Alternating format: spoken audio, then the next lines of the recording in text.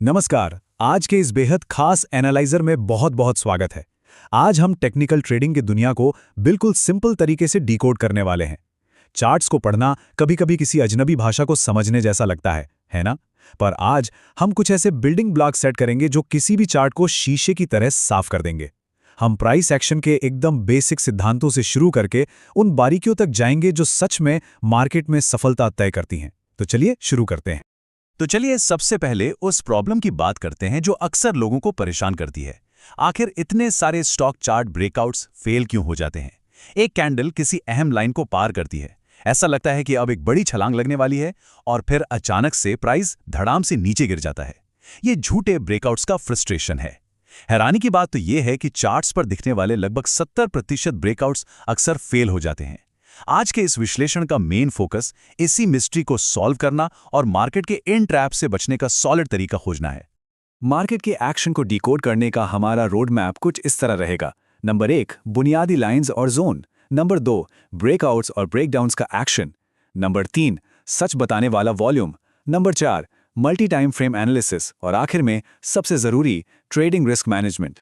तो सबसे पहले आते हैं हमारे पहले सेक्शन पर, बुनियादी बातें, लाइंस और जोन।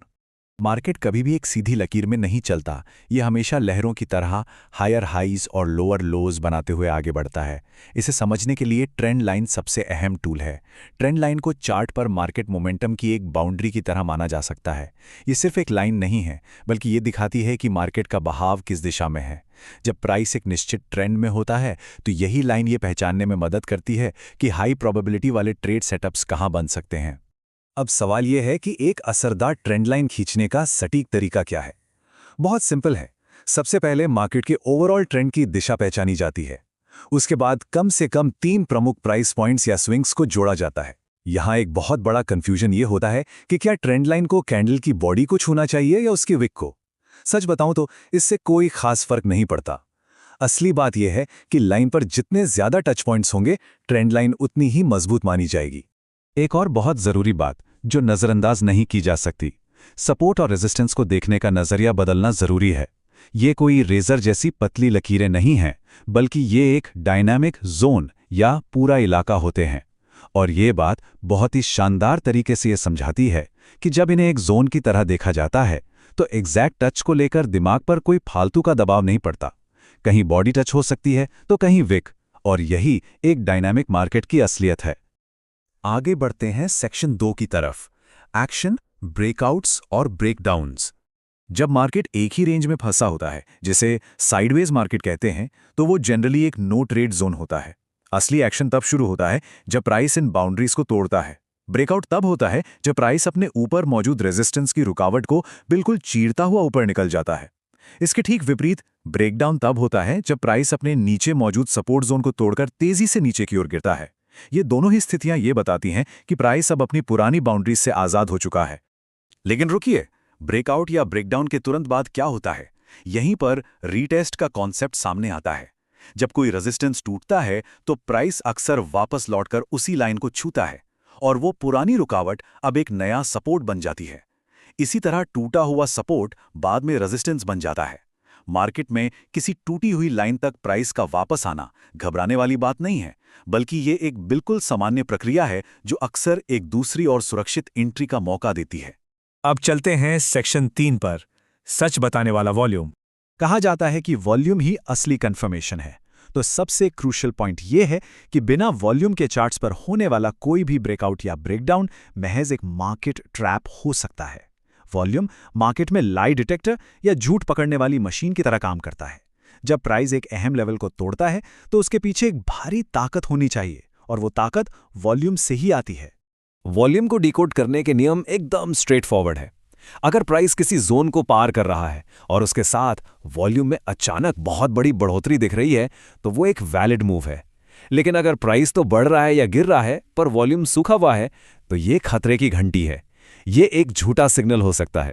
और अगर वॉल्यूम लगातार घट रहा है तो हमेशा अगली कैंडल के कंफर्मेशन का इंतजार करना ही सबसे बड़ी समझदारी है। चलिए अब देखते हैं section 4, multi time frame analysis. इस कॉन्सेप्ट को एक नक्शे की तरह समझा जा सकता है। मैक्रो चार्ट्स जैसे एक दिन का चार्ट हमें अंतिम मंजिल यानी ओवरऑल ट्रेंड और प्रमुख सपोर्ट रेजिस्टेंस दिखाते हैं।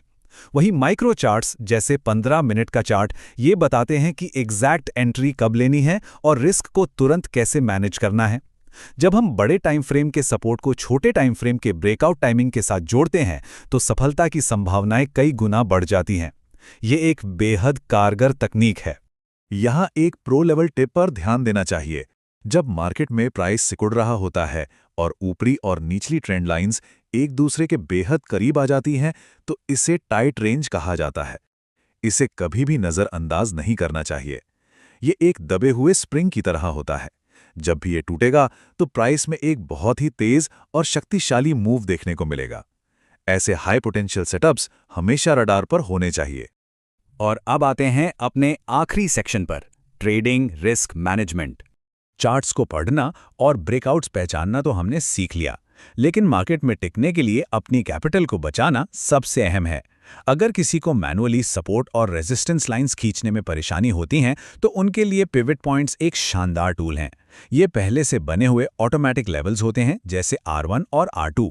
इनका इस्तेमाल करके टारगेट जोन को पहचाना जा सकता है और रिस्क को बहुत ही प्रभावी ढंग से मैनेज किया जा सकता है।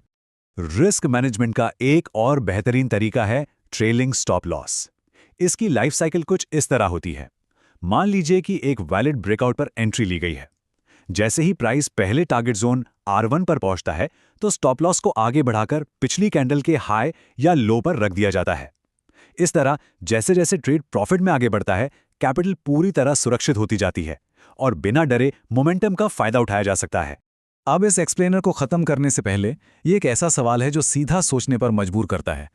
क्या सच में बिना किसी इमोशन के अपना स्टॉप लॉस एक्सेप्ट किया जा सकता है?